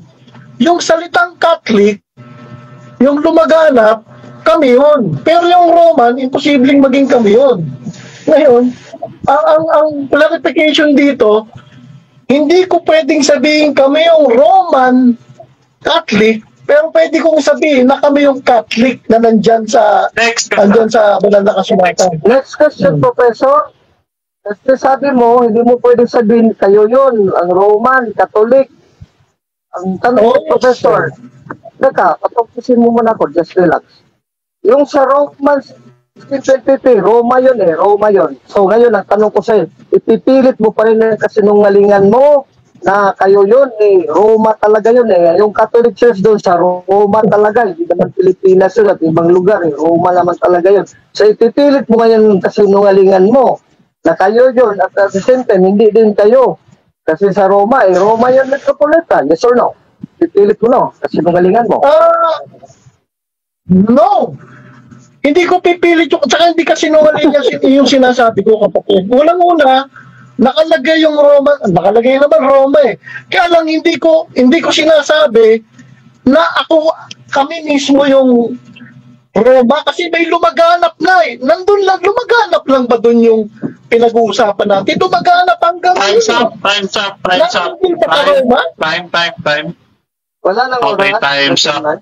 Ayan. Wala na pong oras, Bro Alvin at saka Professor Cartola. Okay. So, ayan no. Thank you so much, motivators. Nabitin ako, no? Magpa-part 2 tayo. So, pupunta na tayo sa 5 minutes conclusion, no? And then, dito po sa Debaters Convention, wait lang po, hindi kasi mag-tando yung kanilang gusto. So, nag-wait lang ako. Okay. So, dito po sa Debaters Convention, meron po kami tradition. Written tradition. Dito po namin, according to aming rules, mauuna po ang second speaker sa pagbibigay ng conclusion. And then, bago po ang first speaker. So, since ang ating second speaker ay si Professor Garbrola, bibigyan ko siya ng 5 minutes for his conclusion. Pastor. Okay, maraming salamat, uri ng Diyos, natapos din itong matinding debate na ito, Alam ko naman na mabigat yung ating kalaban at hindi naman to sino-sino lang, tsaka debater ito. At hindi po ako debater, actually ako ay teacher, pastor, at marami ako natutunan ngayon sa aming mga pag-uusap, But then again, my stand is, may church talaga nung una pa, Acts 7:38. Yung Acts 16:18, hindi po kami kabilang. Hindi po kami tinatawag na masasabi mong kabilang talaga dyan kasi wala naman kami sa first century Christians. Ngayon, ganito ang view namin, mga RD. As an RD, yung body of Christ kasi ay nagsimula nung si Paul ay nangaral ng gospel of grace. Right? Because sabi dyan sa Ephesians 3:6, dito pa lang magkakaroon ng bahagi ang mga Gentiles sa pangako sa Panginoon. Chapter 3:6, sabi dito na ang mga hintil ay magiging mga kapwa tagapagmana at katulad ng katawan at mga kabahagi sa kanyang pangako kay Kristo sa pamamagitan ng ibang helyo. So, ang mga hintil, sabi ko kanina sa 2:11, na tayo dati wala tayong bahagi, pero simula nung dumating yung Gospel of Grace ni Paul, ang lahat ng mga nanampalataya ay sa Gospel of Grace, sila po yung naging kapwa tagapagmana sa katulad na katawan at mga kabahagi sa kanyang pangako kay Kristo sa pamamagitan ng ebanghelyo. Ngayon po, ang pinapangaral po ni Paul ngayon, chapter 1:30, masabi rito, na kayo na nagtiwala rin sa kanya pagkatapos na marinig yung salita ng katotohanan, ang ebanghelyo na inyong kaligtasan nakasa kanya rin pagkatapos na kayo ay manampalataya, kayo ay tinatakan ng nayaong banal na spirito ng pangako na siyang katiyakan ng ating pamana hanggang sa katubusan ng biniling pag-aari o sa kapurihan ng kanyang kalawalatian. So naniniwala kami na yung body ay na-form body, not just the local body, kasi we believe in one body, collective identity, and we believe in local bodies, Kasi isang katawan, yes, pero maraming members ng isang katawan.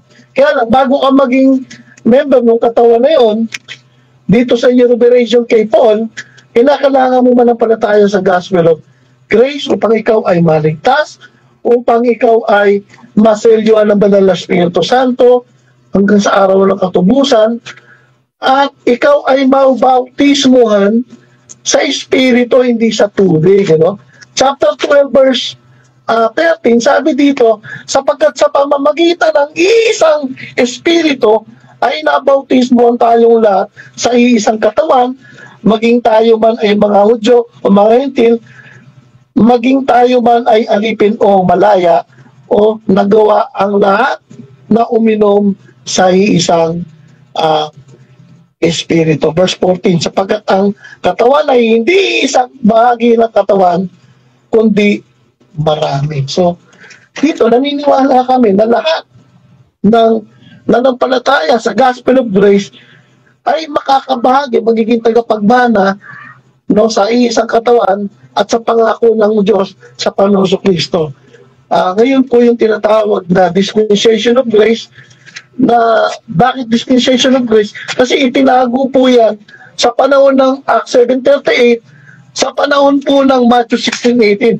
Actually, hindi alam nila Peter itong bagay na ito. Bakit? Kasi ito'y nakatago. Sabi ng 3:2 ng Ephesians 3:2, kung narinig na ninyo ang tungkol sa dispensation ng ang biyaya ng Diyos na pinagkaloob sa akin tungo sa inyo, kung paano sa pamagitan ng pahayag na pinalam niya sa akin ng misteryo o hiwaga, gaya ng isinulat ng una sa kakaunting mga salita, sa pamamagitan na yun, kapag nagbabasa kayo ay maunawaan ninyo ang aking kaalaman sa misteryo na ni Kristo na siyang sa ibang mga panahon ay hindi pinaalam sa mga lalaking anak ng Diyos, ng mga tao, gaya ng ngayong ito'y pinayag sa kanyang banal na mga apostol at mga propeta sa pamamagitan ng Espiritu. Na ano yung iwaga na yun na itinago noon na ang mga hintil ay magiging kapwa tagapagbanat, kapwa nakatawan at makabahagi sa kanyang pangako kay Kristo sa pamamagitan ng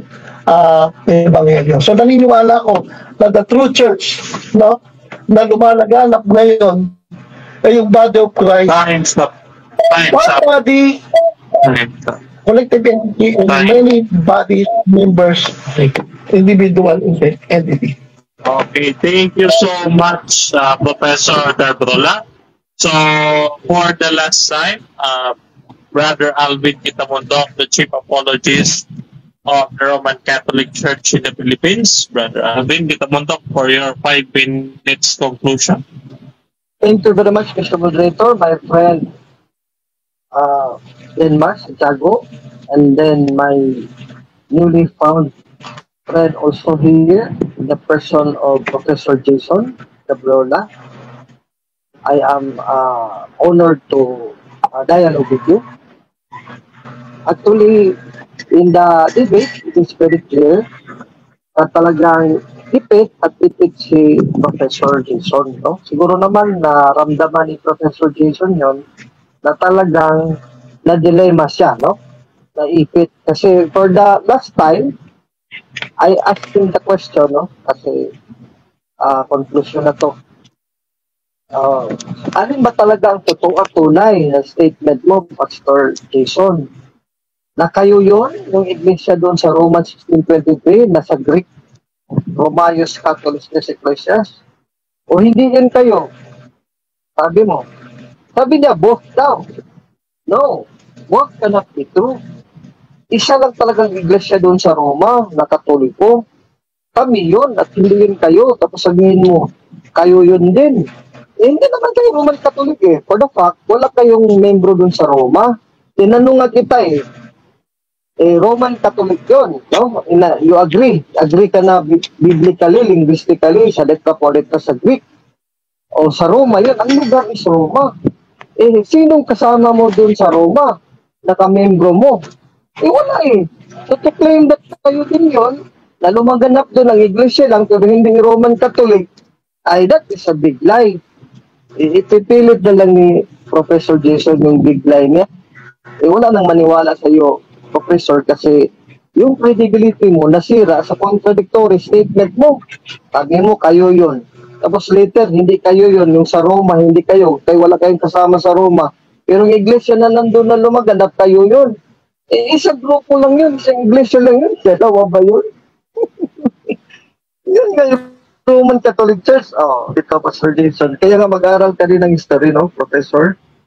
How Catholicism Arose, the History of the Christian Church by Dr. Marvin Arnold. Protestante to Juanes Pentecostal. The emerging Catholic Church, as it arose in the Mediterranean world by AD 70, was a growing ecclesiastical organization ordaining its own bishops, ruled principally by apostolic, post-apostolic fathers.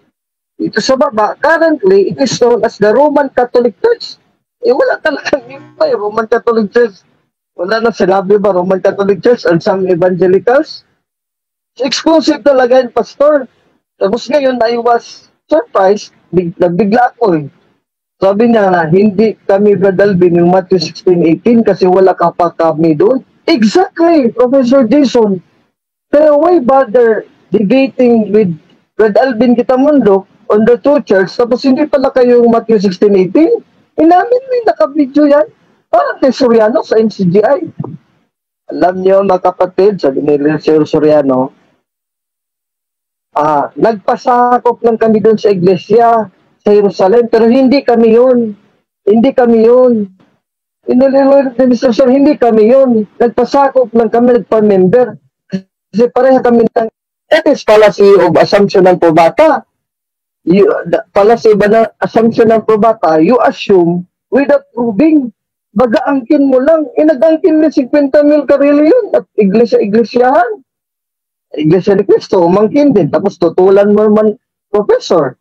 So katulad ka rin, angkin ka ng angkin, fallacy of assumption ng probata, and fallacy of nasikwito, nakabasa ka lang ng Biblia, it does not follow. You must also prove what you assume. Sabi mo, dito sabi ni Agustin Dadalvin, pag claim ng iglesia na tunay pero mali ang mga aral, ay hindi tunay na iglesia. I agree. Pero you still have to prove na mali yung mga aral namin. Hindi ka pwede, you just accuse us na mali ang aral mo, Brother Ben. Hindi, i-prove mo muna yan eh. Hindi yan ang debate natin dito, yung ibang aral. Out of topic ka na, pero pinagbigyan lang kita. So fallacy again of assumption ng probata, you have not proven anything. You just claim and accuse us. Exodus 20:16, thou shalt not accuse thy neighbor. Sabi mo, mga maling aral kayo, Brother Ben. Saan maling aral? Professor, wala ka naman na-quote sa Bible na maling aral namin, contradictory sa Bible. I-prove mo pa yan. Siguro in our next debate, you will prove anong aral ang gusto mo, patunayan na mali. I will tutulan kita dyan. So sa historically, Pastor, inamin mo, Professor Jason, na hindi pala kayo yung sa Matthew 16:18, ay wala na, talo ka na doon. Nalobat ako. Professor. Actually, Teka, hindi pa actually, ako professor. Oh, sorry. Actually, ganito, no? Teka muna, professor. Patapusin muna ako sa 5 minutes bago ka magano. Moderator, Bradenmar, saan ka na? Nawala si Bradenmar eh. Ito. Bradenmar, You have still 1 minute, bro, Alvin. So, kaya nga please continue. Professor. Yeah, sorry. Kaya ngayon, sa mga kapatid kong Katoliko at hindi Katoliko nagkikinig sa atin ngayon sa aming dialogue ni Professor Jason, sa akin, let ka, hindi naman niya tinutulan eh. Tapos sa kanya naman, sana, magtatag din siya sa kanyang sariling iglesia na patunayan sa Biblia. Wala siya nagtatag. Inamin pa ulit na Matthew 16:18. Hindi pala sila yun kasi wala pa sila doon. Very good, Professor, that you affirm. No? Hindi ka nahiya na wala, hindi talaga kayo yung iglesia pinatag dito sa Matthew 16:18. Meaning, bogus church ka. Kasi wala nga kayo historically. Sa akin, historically, meron eh. Biblically, nandito sa Greek eh. Acts 9:31, Romans 16:23. So again, Professor Jason, ikaw mismo, binugbog mo sarili mo dito para nag-self-suicide ka na, no? Sa mga arguments mo sa last time. Nandyan, naka-video yan, Professor. Pray while watching that video again, pray and meditate, at saka bumalik ka na, Professor Jason, kasi mahal ka namin, kaya nagpag-dialogue ko sa iyo, no? Bumalik ka na sa simbang Katolik pa habang buhay ka pa. Kasi historically, biblically, kami talaga rin naman Katolik ang true church. Time's up. Okay.